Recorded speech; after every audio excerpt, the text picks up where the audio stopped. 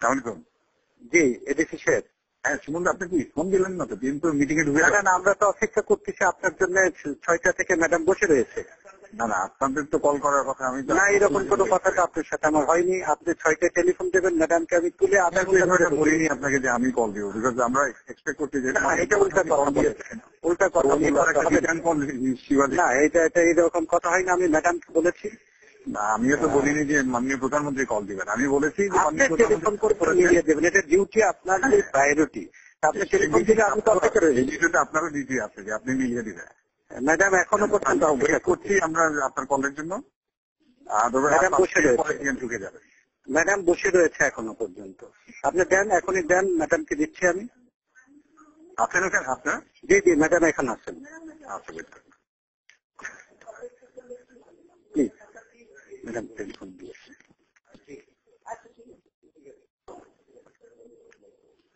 Hello. জি হ্যাঁ, আমি ম্যাডামকে দিলাম। হ্যাঁ, আমি ফোন দিচ্ছি তো। হ্যালো হ্যালো হ্যালো হ্যালো, ভালো, আপনি কেমন আছেন? আমি আছি, ভালো আছি। আমি ফোন করেছিলাম আপনাকে, দুঃখিত আমি পাইনি। আমি আপনাকে একটু দেখেন, এই কথাটা যে বলছেন এটা কিন্তু সম্পূর্ণ সঠিক নয়। কারণ যে না, আপনাকে ফার্স্ট আমার কথা শুনতে হবে যে আপনি যে বলছেন দুপুরে ফোন করেছেন, দুপুরে কোনো ফোন আসেনি। এই কথাটা সম্পূর্ণ সত্য নয়। দুপুরে কোনো ফোন আসেনি আমার এখানে। আমার রেডফোন তো আমার দীর্ঘদিন ধরে, বছর ধরে ডেট পড়ে আছে। তাহলে কি আপনার গভর্নমেন্ট চালান কি খবর রাখেন? গভর্নমেন্ট চালাচ্ছেন, এই খবরটুকু রাখেন না যে বিরোধী দলের নেতার ফোন ঠিক আছে কিনা, ইয়ে করবেন। আর আপনি যদি ফোন করবেনই তাহলে তো গতকালই আপনার লোক এসে চেক করে যাওয়া উচিত ছিল যে বিরোধী দলের নেতা টেলিফোন ঠিক আছে কিনা। রেডফোন এবং রেডফোন সবসময় ঠিক থাকে। আপনার লোক পাঠান, আপনি এখনই লোক পাঠান, আপনার লোক পাঠিয়ে দেখে যান। ভালো, আপনি তো প্রাইম মিনিস্টার ছিলেন, আপনি তো জানেন রেডফোন কখনো সবসময় ভালো থাকে। ভালো থাকে তো আমারটা তো ভালো নেই, আমারটা তো ভালো নেই। ভালো আছে, আমি যখন ফোন করছি না, কোনোদিন বাজিনি। আমি সেদিনও চেক করেছি। আপনারা যদি সত্য কথা না বলেন তাহলে তো চলবে না। রেডফোন ঠিক থাকে এটা বিশ্বাস করতে আমি রাজি নই। আপনি সত্য কথা না বলার আমার কিছু নেই। আমি ফোন করেছি দীর্ঘদিন হঠাৎ করে এখন মৃত ব্যক্তি জেগে উঠবে, তখন জেগে উঠবে। আপনার টেলিফোনে এত পাওয়ারফুল যে আপনি এখন ডেড ফোনটা জেগে উঠবে আপনার ফোনে। ঠিক আছে, যে কোনো কারণে আপনি ধরতে পারেন না। আমি ধরতে পারিনি না, আমি এখানে বসা, আমি এর মধ্যেই ঘুরি, ছোট্ট জায়গার মধ্যে আমি ঘুরি। এই ফোন বাজলে আমি না ধরার কোনো কারণ থাকতে পারে না, কেন ডেড ফোন বাজতে পারে না, বুঝছেন? এটাই হলো দেখুন, ডেট ছিল না, ডেট করে রাখা হয়েছে। ডেট ছিল, আপনাদের কাছে গেছে, কিন্তু আপনারা তো ফোনের আমার সাথে কেউ কথা বলার লোক নেই। কাজে আমি কার সাথে কথা বলবো? কাজে এই ফোনটা সেদিন আমি আগামীকাল দেখবো যে কেন আপনার ফোন এরকম ডেট ছিল, কোথাতে হলো সেটা দেখবেন। ভালো কথা, যদি ভালো কথা। আমি আপনাকে ফোন করলাম যে আপনি যদি আগামী 28 তারিখে সন্ধ্যায় গণভবনে আমি আপনাকে দাওয়াত দিচ্ছি। আপনি জানেন যে আমি ইতিমধ্যে বিভিন্ন আমাদের রাজনৈতিক দলের নেতৃবৃন্দের সাথে আলাপ আলোচনা করছি আগামী নির্বাচন সম্পর্কে। আমি আপনাকে দাওয়াত দিচ্ছি আমার গণভবনে আসার জন্য। আপনি কি বিষয়ে দাওয়াত দিবেন সেটা তো আপনি বলবেন। আমার সঙ্গে বসে রাতে একটু খাবার খাবেন। না, আমি খাবার খেতে রাজি আছি, কিন্তু 28 তারিখ আমি যেতে পারবো না, আমাদের হরতাল আছে। 29 তারিখ 6টায় আমার হরতাল করেন। আমি হরতাল প্রত্যাহার করতে পারবো না। আমি অনেকদিন ধরে আপনাদেরকেও রিকোয়েস্ট করেছি যে আপনারা আসুন, আলোচনায় আসুন। আলোচনার সময় পর্যন্ত আপনারা শুনেননি। কাজে আমার হরতাল পার হওয়ার পরে আপনি ডেট দেবেন, তখন আমি চিন্তা করতে পারি। 29 তারিখ 6টা পর্যন্ত আমি বেরোতে পারবো না। কিন্তু আপনি তো নিজেই কালকে বলেছেন যে এই সময়ের মধ্যেই। আমি বলেছি আলোচনা চলবে, কর্মসূচি চলবে। আমি সেটা বলছি, আলোচনা চলবে, কর্মসূচি চলবে। আপনারা যদি সত্যিকারে আন্তরিকতা থেকে আলোচনা করার জন্য আমার যেতে কোনো আপত্তি নেই। আপনি বলেছেন আমি আমি শুধু একা যাব না, আমার সঙ্গে নিশ্চয়ই আরো কেউ থাকবে। সবাইকে নিয়ে আসবে, আপনি যত খুশি নিয়ে আসতে পারেন, এটা কোনো না, আমি দল শুধু নিয়ে যেতে চাই না, যাদেরকে প্রয়োজন মনে করবো তাদেরকে নিয়ে যাবো। কিন্তু সেটা হতে হবে 28 তারিখের পরে। 29 তারিখ আমার হবে শেষ অনুরোধ করবো জাতির স্বার্থে জনগণের না, 28 তারিখে আমি যেতে পারবো না। আজকে প্রত্যাহার করে নেন। না, আমি হরতাল মানুষ পারবো না। এই যে আগুন মানুষ কোন আপনারা করে আপনাদের বন্ধনারাম গান পাউডার যে ইয়ে চালানো আপনার বলেছে, আপনার ভাই বলেছে যে গান পাউডার দিয়ে ইয়েকে বাসে আগুন দেওয়া আপনার নির্দেশ হয়েছে। এই অভ্যাসটা আমাদের সেসব অভ্যাস নাই, আমাদের সেসব অভ্যাস নাই। আপনারা যে মানুষ চালান, মানুষ মারেন, ইয়ে করেন, লগি বসে যে মানুষ মারেন, এগুলো সব রেকর্ডেড এবং আপনার নির্দেশে আপনার মুখ থেকে এই শব্দ বেরিয়েছে। কাজে আপনি এগুলো অস্বীকার করতে পারবেন না। আমি বলছি সেজন্য হরতাল চলবে 29 তারিখ 6টার সময় শেষ হবে। আমি 29 তারিখে আমি জনগণের আমি ইয়ে করতে পারি। আপনি দয়া করে হরতালটা না, দেশের স্বার্থেই আমি হরতাল দিয়েছি, জনগণের স্বার্থেই আমি হরতাল দিয়েছি। যেহেতু আপনারা কোনো আলোচনায় আসতে রাজি নন, সেজন্য আমাদের আপনার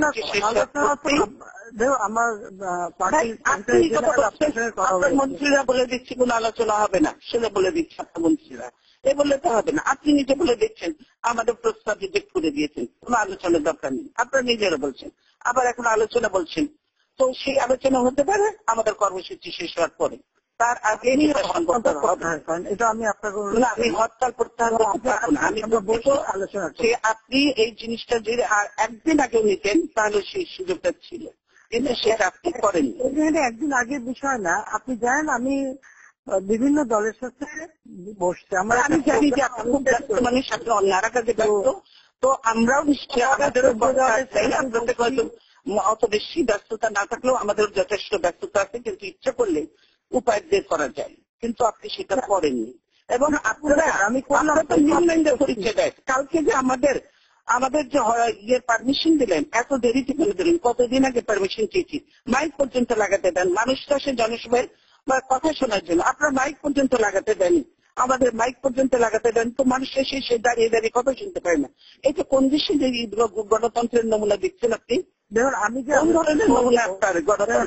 আলোচনা করবো সবার সঙ্গে, এটা কিন্তু আমি বহুদিন আগে থেকেই না আমি আমাকে বলেন যে আমরা যে জনসভাটা করলাম, আপনি মাইকের পারমিশনটা কেন হলো না? মাইক কেন দেওয়া হলো না? আমার মাইক তো দেওয়া হয়েছে, বাইরে সব খুলে দিয়েছে মাইক কয়েকটা। আমরা কেন যতদূর ইচ্ছা আমরা মাইক লাগাতে পারি, লোক অনেক বেশি শুনবে। লোক আসার জন্য রাস্তাঘাটে সবকিছু ট্রান্সপোর্ট বন্ধ করে দিন, 144 জারি করে দিন। দেশে কি ইমার্জেন্সি হয়ে গেছে? দেশে ইয়ে হয়ে গেছে? দেশে আমার জরুরি অবস্থা হয়ে গেছে, যুদ্ধ অবস্থা হয়ে গেছে যে দেশে এরকম শুরু করে দিলেন আপনারা? এটা কি আপনার হতে পারে না? আমি এ ব্যাপারে আপনার সঙ্গে এখন কথা বলতে চাচ্ছি না, কারণ এগুলি একেবারেই সত্য না। করতে পারেন না, আমার মিটিং করতে পারেন কি? আপনারা মিটিং করতে দেবেন, মাইক দেবেন না, ঠিক মতো লাগে না। মিটিং করতে দেবেন, লাস্ট পর্যন্ত যে পারমিশন দেবেন যখন আমার ব্যাসটা বানাতে পারবে না, তো আপনি আগে মিটিং করেননি? আপনি মিটিং করেননি? তবে আপনি জানেন যে এগুলো আমি সময় লাগে কথা মনে আছে, 21শে আগস্ট গ্রেনেড হামলার কথা মনে আছে। আপনারা করেছেন গ্রেনেড হামলা, আমরা করি না, আমরা কোনো সময় করি না। গ্রেনেড হামলা পেছনে আপনারা 11টায় পারমিশন আপনারা দিয়েছিলেন, সেটা আমাদের মনে আছে। আমি এসব আপনারা চেঞ্জ করেছেন, সেটা আমাদের বলেন। আপনাদের ভেনু ছিল সেখান থেকে যে আপনারা ভেনু চেঞ্জ করে নিয়ে গেছেন আপনার অফিসে, সেটা পর্যন্ত আপনারা জানেননি। এই কথা তুলে, এইসব পুরোনো কথা তুলে কোনো লাভ নেই। মুক্তাঙ্গনে তখন আমরা পারমিশন দিয়েছি, এগুলো রেকর্ড থেকে বের করেন, গভর্নমেন্টের রেকর্ড আছে, আমাদের কাছেও আছে। আমরা পারমিশন দিয়েছি এবং 11 ছিল, আপনার লোকেরও ইয়েছে, কিন্তু আপনারা সেটা না করে পার্টি অফিসের সামনে করেছেন সেটা। এখন আপনাকে আমি বলছি যে আপনি যদি সত্যিকার আলোচনা করতে আন্তরিক হন, তাহলে আমাদের চাই না, আপনি তো ঝগড়া করতে চাই না, আপনি একতরফাই তো বলে যাচ্ছেন, আমাকে তো কথা বলারই সুযোগ দিচ্ছেন না। আমি একতরফা বলবো কেন? আপনি কথা বলছেন, তার কারণ আমি জবাব দিচ্ছি শুধু। আমি তো কথা বলে আপনার সাথে না, আপনি বারবার বলছেন হরতাল হরতাল প্রত্যাহার এখন হবে না, আমাদের কর্মসূচি শেষ হবে, তারপরে যদি আছে আপনি জানেন, আপনি যদি 14 দল থেকে মানুষ খুন করা অব্যাহত রাখবেন। আমি মানুষ খুন করতে চাই না, আপনারা মানুষ খুন করছেন। কাল তো 9 জন মানুষ আবার হত্যা করেছেন আপনারা, আপনারা খুন করছেন। আপনার ছাত্রলীগ যুবলীগ করে না, আপনার ছাত্রলীগ যুবলীগকে আমরা অস্ত্র সহ আমরা ছবি দেখাতে পারবো। আপনার ছাত্রলীগ যুবলীগ কিভাবে মানুষ খুন করে নিরীহ মানুষকে? বললাম তো খুনের রাজনীতি আমরা করি না, বরং আমি ভিক্টিম। আপনাদের তো এইটা মধ্যগত অভ্যাস, পুরানো অভ্যাস। সেই আপনার স্বাধীনতার পর থেকে 71-এ যখন ক্ষমতায় ছিলেন তখনও তো হত্যা করেছেন, এত মানুষ হত্যা করেছেন, এগুলো ভুলে গেছেন আপনি? 71-এ আমরা হত্যা হয়? হ্যাঁ অবশ্যই, 71-এর পরে সরকার গঠন করে অপরাধীদের রক্ষার জন্য যুদ্ধ অপরাধীদের রক্ষা আমরা করেছেন। আপনার যুদ্ধ অপরাধীদের বিচার যদি ঠিক মতো করতেন আমরা পূর্ণ সমর্থন দিতাম, কিন্তু আপনারা সেই ট্রাইব্যুনাল করেনি, ঠিক মতো না করে একতরফা করেছেন। এবং আপনার দলে যে অনেক যুদ্ধ অপরাধী আছে সেগুলো একটাও ধরেননি, সেগুলোকে কেলা একটাও ধরেননি, বিশেষ বিচার করেছেন। আপনি নিরপেক্ষ প্রধানমন্ত্রী, আপনি তো প্রধানমন্ত্রী নন, আপনি দলের প্রধানমন্ত্রী হয়েছেন, আপনি তো দেশের প্রধানমন্ত্রী হতে পারেননি, আপনি তো দেশের প্রধানমন্ত্রী হয়ে উঠতে পারেননি, নিরপেক্ষতা ঊর্ধ্বে আপনি যেতে পারেননি। তবে নাহলে আমার সঙ্গে এই আচরণ তো আপনারা করতেন না, যা করেছেন আপনারা। আমার সঙ্গে যে আচরণ করেছেন সেটা আমার পার্টি অফিসে আপনারা যে আচরণ করলেন, এরপরে আর বলতে হবে যে বিরোধী দলের নেতাকে পর্যন্ত আপনারা সম্মান দিতে জানেন না, কিসের গণতন্ত্রের কথা বলেন আপনি? আপনার কথা জবাব দিতে গেলে তো আমাকে সেই 2001 থেকে অনেক কথাই বলতে হবে। সেটার জবাব আমিও দিতে পারি, আপনি দেবেন, আমি তার দলের সাথে কি কি করেছিলেন, আর 2001 সালে আমরা কিছুই করিনি। এরশাদের সঙ্গে যত করেছিলেন আপনারা, যে এরশাদ যখন একটা নির্বাচিত সরকারের কাছে ক্ষমতা নিল, তারপরে যখন আপনি বললেন যে আই এম নট আনহ্যাপি, আপনি যখন বিবিসিকে বললেন, তারপরে আর কি থাকে যে একটা নির্বাচিত সরকারের কাছ থেকে ক্ষমতা নিল। আর ফখরুদ্দিন মইনুদ্দিন কোন সরকার কোন সংগঠনে গিয়েছিল বলেন তো? তখন আপনি আমার চয়েস, ফখরুদ্দিন মইনুদ্দিন আমার চয়েস ছিল না, আপনার চয়েস ছিল। আপনি নিজে বলেছেন আমার আন্দোলনের ফসল, সেরেমনিতে আমি যাইনি, আপনি গিয়েছিলেন। আমি চাইনি, আপনি গিয়েছিলেন। ওর টেকিং সেরেমনিতে আপনি গিয়েছিলেন, বলেছিলেন যে আমার আন্দোলনের ফসল। এগুলো ভুলে যান কেন? ভুলে যেতে চান, কিন্তু মানুষ তো ভুলে না সেগুলো। 9 জন অফিসার দিয়ে মইনুদ্দিনকে আপনি আর্মি চিফ সেটা আপনি করতে পারেন। আপনি এরকম অনেক অফিসারকে বাড়ি পাঠিয়েছেন, সেটা 9 জন কি 7 জন সেগুলো কোনো, আপনি অনেককে দিয়ে বাড়ি পাঠিয়েছেন, অনেক অফিসারকে বাড়ি পাঠিয়েছেন, সেটা কোনো ব্যাপার না। মইনুদ্দিন যেই থাকুক না কেন, যখন এটা করলো সেখানে আপনার সেই ইয়েতে গেলেন কেন আপনি? যেটা সংবিধান সম্মত হয়নি, সংবিধান সম্মত ছিল না, সেটাতে সেই অর্থে নিয়ে কেন গেলেন আপনি? সেদিন তো আপনি একবার মনে করেন নেই যে আমরা দুই দলই তখন বাইরে, ক্ষমতার বাইরে, তখন তো একবার মনে করলেন না যে আমরা আলোচনা করি ফখরুদ্দিন মইনুদ্দিন ওখানে দেওয়া ঠিক হবে না, এরা সংবিধান সম্মত নয়? আপনি তো সেটা মনে করলেন না, আপনি তো চলে গেলেন খুব ইয়ে করে, ওখানে চলে গেলেন ওকে নিয়ে, আপনি খুব খুশি হাসি মুখে তখন প্রেসকে বললেন আমাদের আন্দোলনের আগুনে বসে হাসি পুষ্কে আছি। আমার বাবা মা ভাই আমি বলতে চাই যে অতীত রাত্রে আপনি বলতে চান যে সামনের দিকে কি করে আগাবেন, অতীত আমরা সামনে এগোতে পারবো না। আপনার যদি সত্যি সদুদ্দেশ্য থাকে তার সামনের দিকে আমরা কি করে এগোবো করলেন। আমি তো অত অভিযোগ করতে চাই না, সেটা কি করে করবো সেটাই বলেন। ছোট আসলে আমি দেখি, সেটাও সহ্য করি। এবং দেখুন 21শে আগস্ট যখন গ্রেনেড হামলা করে আমাকে হত্যার চেষ্টা করেছেন, 21শে আগস্ট আপনাকে হত্যা করতে কেউ চায়নি। আপনি যত থাকবেন তত আমাদের জন্য ভালো, রাসেলের হত্যাকারী যত থাকবেন তত আমাদের জন্য ভালো, আপনি যত এরকম অশ্লীল ভাষায় করবেন তত আমাদের জন্য ভালো, আমাদের ক্ষতি হবে না। 15ই আগস্ট আপনি যখন কেক কাটেন, 15ই আগস্ট খুনিদের উৎসাহিত করার জন্য যখন আপনি কেক কাটেন, 15ই আগস্ট আমি কেক কাটেন গিয়ে না, এটা বলেন না। 15ই আগস্ট বাংলাদেশে কোন মানুষের জন্ম হবে না, কোন মানুষ পালন করবে না, এগুলো বাদ দেন, এগুলো বাদ দেন। কথায় কথায় আপনারা বলেন, এগুলো বাদ দেন, অনেক কথাই বলেন। জিয়াউর রহমান, জিয়াউর রহমান আপনাদের তো নতুন জীবন দান করেছে, এগুলো কথা বললেন না, বুঝেছেন? আপনারা তো বাকশাল ছিলেন, আপনারা আওয়ামী লীগ হলেন করতে গেছেন জিয়ারমের জন্য, জিয়ারমের বদলতে আওয়ামী লীগ হতে পেরেছেন, আদারওয়াইজ আপনারা আওয়ামী লীগ হতে পারতেন। রাসেলকে তো আপনি এই বাসায় ঘুরতেও দেখেছেন। আমি সেইগুলো নিয়ে আমরা আপনারা যা করেছেন আমরা এইগুলো নিয়ে করতেছেন, আমরা এইগুলোকে সমর্থন করি, আমরা এগুলো সমর্থন করে দুঃখিত। আমরা এই রাজনীতি থেকে বেরিয়ে আসেন।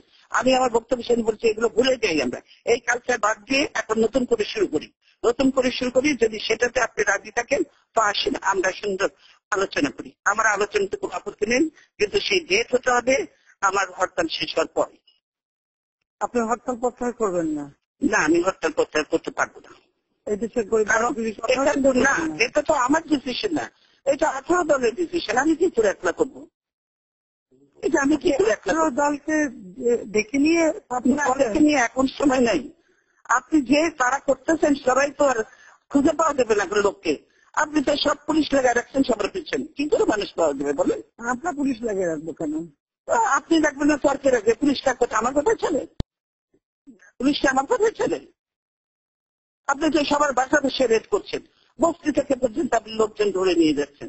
তবে যেখানে বোমা বাস হয়ে যাবে, বোমা বাস হবে, বোমা বাস আপনারা করেন আর নাম দেন আমাদের। আমরা তো আপনাদের পুরাতন ঐতিহ্য, কাজে এইগুলো কথা আবার ফিরিয়ে আমি বলতে চাই যে আপনারা যদি 29 তারিখে পরে করেন আমি রাজি আছি। 29 তারিখে পরে আমি নিশ্চয় কথা বলতে রাজি আছি। আপনি আলটিমেটাম দিলেন 2 দিনে, আমি 2 দিনের মধ্যেই আপনাকে ফোন করলাম, করবেন আর বলেন 29 তারিখের পরে। আপনি কি বক্তৃতা দিলেন আর আজকে কি বলছেন একটু ভেবে রাখেন তো। আমি বলেছি আলোচনাও চলবে, চলবে, কিন্তু আপনি নিজেই তো বলছেন যে 2 দিনের মধ্যে যদি আলোচনা হরতাল দেবেন। করেন আপনি তো জানেন যে আমরা যখন আলোচনা কোনো এখন পর্যন্ত আপনারা তখন শোনেন, আপনি আমার কথাটা দেন। আপনি যখন বলছেন যে দেখছেন যে আমরা কথা বলছেন, আমি ক্যামেরা ঘিরে বসে আসছেন এবং আমার এখানে আমার এখানে ক্যামেরা কেউ নেই, বুঝছেন? ক্যামেরা কেউ নেই আমার এখানে, আমি নিজেই কথা বলছি। সেজন্য আমি বাসা নিয়ে কথা বলছি। অফিসে হলে আমাদের সুবিধা হতো, ক্যামেরা থাকতে সুবিধা হতো, কিন্তু সেগুলো করিনি। আমি এত কাজ করতে চাই না, নিজে কাজ করতে চাই না। তারপর টেলিভিশনে দেখবো আপনারাই ক্যামেরা দেখাচ্ছেন, আমাদের এখানে ক্যামেরা কিছু নেই, বুঝছেন? তাহলে কেন আপনার এই যে গুলশনে তাকে আপনি চেক করেন, যে বলেছে টেলিভিশন স্ক্রল দিয়েছে যে উনার টেলিফোন ঠিক আছে। আমি এটা দেখতে চাই যে আমি খবর নিলাম ফোন ঠিক আছে, ফোন ঠিক নাই, সব 10 বড়বার ফোন করেছি। আমরা কি সব তাহলে বলতেছেন যে আমরা কানেকশন